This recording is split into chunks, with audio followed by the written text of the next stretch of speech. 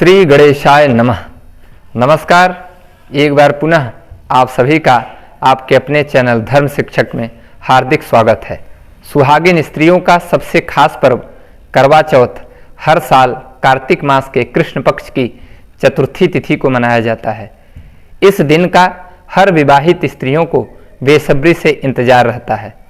करवा चौथ के दिन सुहागिन महिलाएं अपने पति की लंबी आयु और अच्छे स्वास्थ्य के लिए निर्जला व्रत रखती हैं।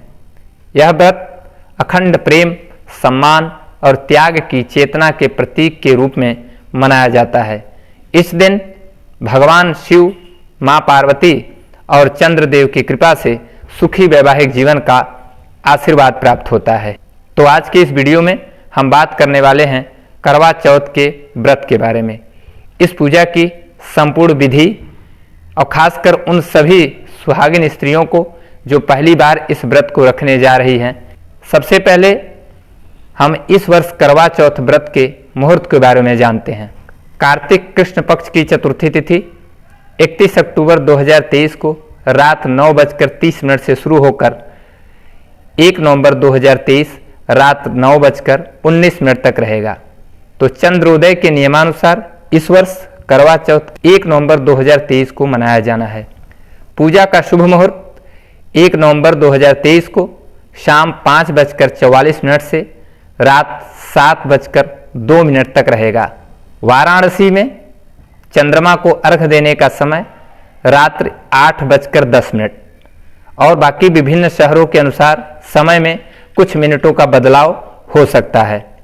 इस वर्ष करवा चौथ पर कुछ दुर्लभ संयोग प्राप्त हो रहे हैं। 3 शुभ योगों का निर्माण इस बार करवा चौथ के दिन होगा। शिव योग, सर्वार्थ सिद्धि योग और परिघ योग। सुबह 6:32 से सर्वार्थ सिद्धि योग की शुरुआत होगी, जो अगले दिन सुबह 4:34 तक रहने वाली है। वही 2:05 तक दोपहर के समय परिघ योग रहेगा और उसके बाद शिव योग की शुरुआत होगी। शिव योग अगले दिन तक रहेगा। अब हम बात करते हैं करवा चौथ व्रत के नियम के बारे में। व्रत की शुरुआत सुबह की सरगी के साथ की जाती है। करवा चौथ की सरगी क्या होती है, सबसे पहले अब यह जान लेते हैं हम। करवा चौथ की सरगी सास द्वारा दिया जाने वाला बहू को करवा चौथ के व्रत के लिए सामग्री है, जिसमें सासू माँ अपनी बहू को फल, मेवे, नारियल, पका हुआ भोजन, हलवा या खीर, मिठाई तथा 16 श्रृंगार की वस्तुएं आदि देती हैं।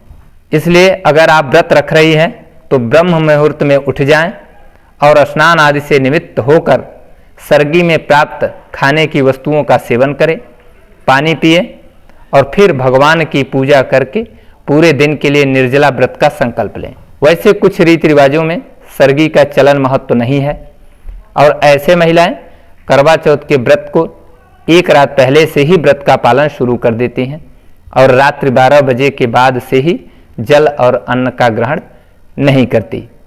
पूजन की सामग्री: फूल, माला, फल, नारियल, पान सुपारी, लौंग, इलायची, रोली, कुमकुम, मौली, हल्दी, चंदन, अक्षत, घी का दीपक 2, धूप, पंचामृत जिसमें दूध, दही, घी, मधु, शक्कर, पंचमेवा, 16 श्रृंगार सास को उपहार देने के लिए, 7 सीके, छलनी, पूजा की थाली एवं कथा की पुस्तक, साथ ही मिट्टी या पीतल के करवे 2। ये पूजन सामग्री आप सभी इकट्ठा कर लीजिए।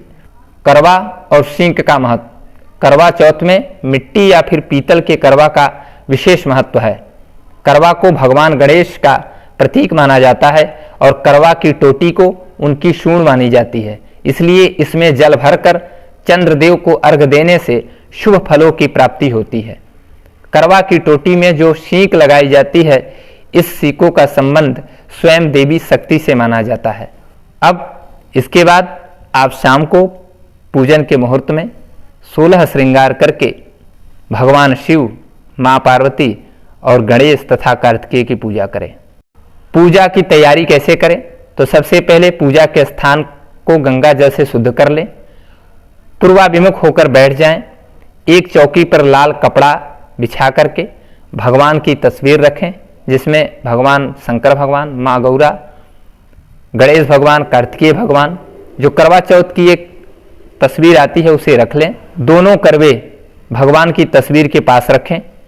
एक करवे में आप आधा तक गेहूं भरकर ऊपर से 5 या 7 प्रकार की मिठाई से पूरा भर दें।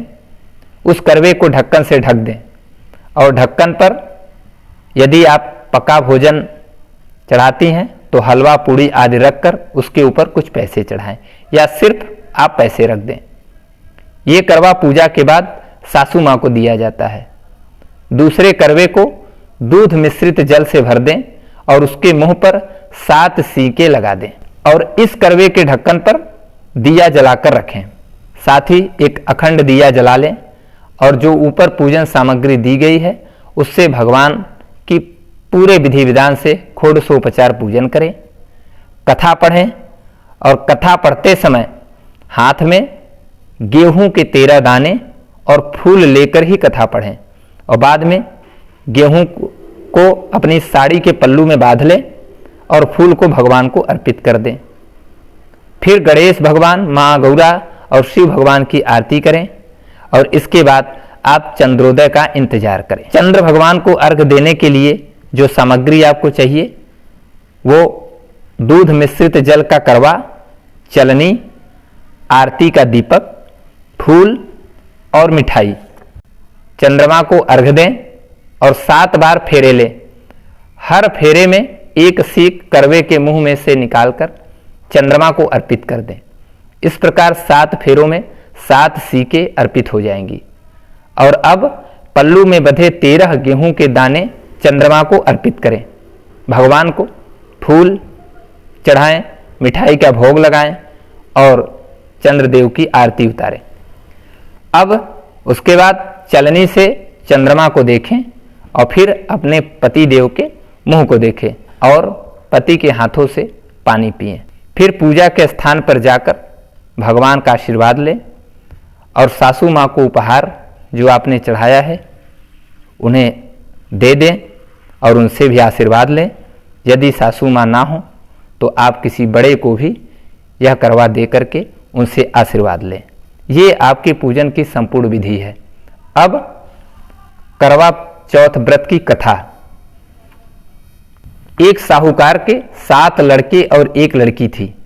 कार्तिक मास के कृष्ण पक्ष की चतुर्थी तिथि पर सेठानी, उसकी बहुओं और बेटी ने करवा चौथ का व्रत रखा था।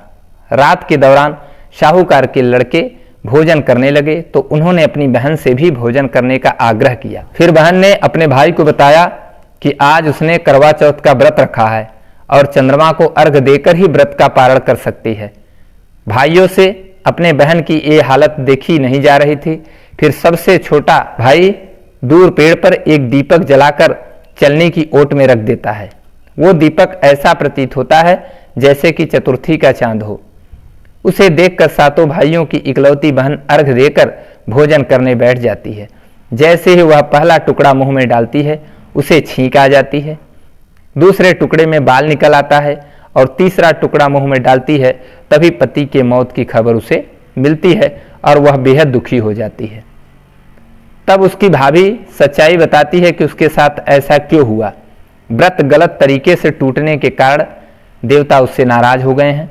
इस पर करवा संकल्प लेती है कि वह अपने पति का अंतिम संस्कार नहीं करेगी और अपने सतीत्व से उन्हें पुनर्जीवित करके रहेगी। वह पूरे 1 साल तक अपने पति के शव के पास बैठी रहती है और देखभाल करती है। उसके ऊपर उगने वाली सुई नुमा घास को वह इकट्ठा करती जाती है। 1 साल बाद फिर जब चौथ का दिन आता है तब वह इस व्रत को रखती है और इसे पूरे विधि विधान के साथ पूर्ण करती है। इस व्रत के पूरा होते ही उसके सुहाग को नए जीवन का आशीर्वाद मिलता है। करवा चौथ की कथा को अलग अलग तरीकों से कई सुहागिन महिलाएं करवा चौथ के दिन पढ़ती हैं। तो ये थी जानकारी करवा चौथ के बारे में, एक सामान्य जानकारी।